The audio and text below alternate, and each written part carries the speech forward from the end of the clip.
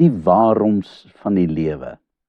Ons begin vanoggend met 'n nuwe boek, Habakuk, en ons doen 'n inleiding oor die boek. Sedert 2001, toe ons hierdie oordeenkings begin het, was daar 'n konstante stroom van vrae, almal met ongeveer dieselfde tema. Waarom gebeur hierdie dinge met my? Die vraag wat oor en oor weer klink is, ek bid so hard en so baie, maar die Here hoor my nie. Hoe lank moet ek nog so voortworstel? Is God nie dalk onregverdig met my nie? Waarom laat die Here soveel lyding toe in Afrika en in die wêreld? Waarom lyk dit asof die goddelose mense oorvloedig leef? Hulle geniet die lewe in sy volheid en die goeie mense, hulle vergaan van die ellende.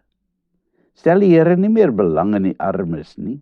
Stel hy nog enigstens belang in ons, in my? En die vraag wat 'n mens yskouerlings gee, is God nie dalk dood nie? As jy al ooit met sulke gedagtes geworstel het, is dit 'n absolute moed dat jy die boek Habakuk moet lees. Dis een van die boeke wat ons liewer oorslaan. Hierdie profeet het ook daai soort vrae gevra.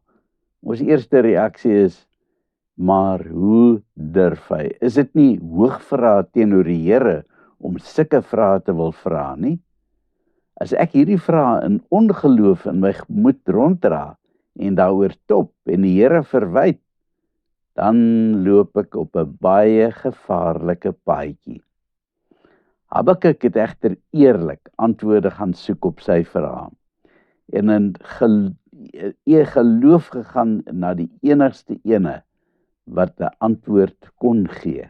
Ja, hy was dalk platgeslaan en verbuister deur die dinge wat hy gesien het, maar hy het krampagtig vasgeklou aan sy geloof. Wanneer Habakuk antwoorde kry op die vraag, is dit nie kitsresepte vir 'n volkome lewe nie. Kitsresepte werk nooit. Jy weet mos, daai blitsdieet van blou gekookte eiers wat jou binne 7 dae 10 kilogram laat verloor. Daai dieet se enigste gevolg is dat jy naderhand ruik en voel soos 'n warmwaterbron se vrot eier oog. Op dieselfde wyse is die antwoord op hierdie kwelvraag dikwels ook deursettingsvermoë, harde werk en 'n nogtans aanvaarding. Al sou die vrye boom nie bot nie, wat ook al gebeur, nogtans sal ek jubel in die Here. Dit is die slotsom waartoe Habakuk aan die einde kom. Die boek Habakuk is in sy geheel bedoel as 'n troostboodskap vir elke gelowige wat worstel met die een groot vraag oor waarom die goddelose skynbaar die oorhand in die lewe het. Dis opvallend waar Habakuk in die Bybel gerangskik is. Hy is soos die konfyt op 'n toebroodjie. Habakuk staan tussen twee ander profete, Nahum en Sefanja, in getoebroodjie. Nahum is geskryf tydens die Assiriese krisis en die doel van die boek was om hoop te bied vir die volk tydens hierdie moeilike dae. Die ander snytjie brood, Sefanja, het wel die Here se oordeel verkondig, maar oor Jerusalem en Judea, asook die ander volke rondom hulle. Maar terselfdertyd het hierdie profeet ook verkondig dat daar hoop is vir diegene wat getrou bly in die Here. Dis ook 'n boek van hoop. En Habakuk, die jam in die middel, gee weer eens 'n boodskap van hoop vir die volk, terwyl hulle in 'n krisis gewikkeld was tydens die Babiloniese onderdrukking. Habakuk is een van 12 klein profete wat in die Bybel saamgevat is. Die vraag het ontstaan, wie was hierdie Habakuk profeet? En waar pas hy in die geskiedenis in? Die antwoord is baie eenvoudig. Ons weet nie. Daar's absoluut niks bekend oor hom nie, buiten natuurlik sy naam. Daar het stories rondgegaan dat hy 'n tydgenoot van Daniël was en dat hy vir Daniël kos sou gegee het terwyl hy in die leeukuil was. Hierdie is alles suiwer spekulasie. Al wat ons kan aflei uit sy boek is dat dit geskryf is iewers tydens die opkoms van die Babiloniese ryk 625 voor Christus en die val van Jerusalem in 586 voor Christus.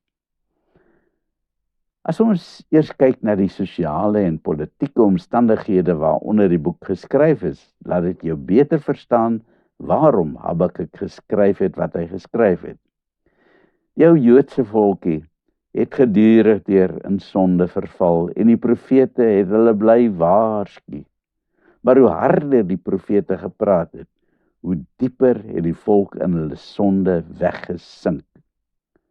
Klink dit nie bekend vir vandag se lewe nie? En dan word die volk bitter hard geslaan met 'n reuse geloofskrisis, wanneer die enigste stukkie godsdiens wat nog vir bedryf was, die tempel in Jerusalem, verwoes word. Alles waarop hulle gehoop het, het verdwyn soos mis voor die son. Die nalating van die groot koning Dawid was weg. Die tempel was weg. Hulle geloof was weg. Alles net weg. Is God dan ooit regverdig, wil die handjievol gelowiges weet. Vir hulle bied Habakuk die wonderlike troostboodskap. Hy moedig hulle aan. Hou vas aan God, ten spyte van die haglike omstandighede. Hou vas aan julle vertroue in die Here. Vandag gee Habakuk steeds vir ons dieselfde wonderlike geloofsperspektief op die sogenaamde Theodisee probleem. Die vraag oor hoe dit dan rym dat die heilige God kan toelaat dat die bose so 'n verskriklike oorhand oor die wêreld kan hê. En is dit ooit die moeite werd om God te dien? Is hy ooit nog in beheer? Ek wil jou vanoggend uitnooi. Kom kyk saam met my oor die volgende 2 weke wat Habakuk hieroor vir ons wil sê. Kom ons bid saam. Here, dankie vir 'n onbekende profeet wat die moed gehad het om al sy vertroue in U te plaas, ten spyte van al die verskriklike kwellende vrae. Amen.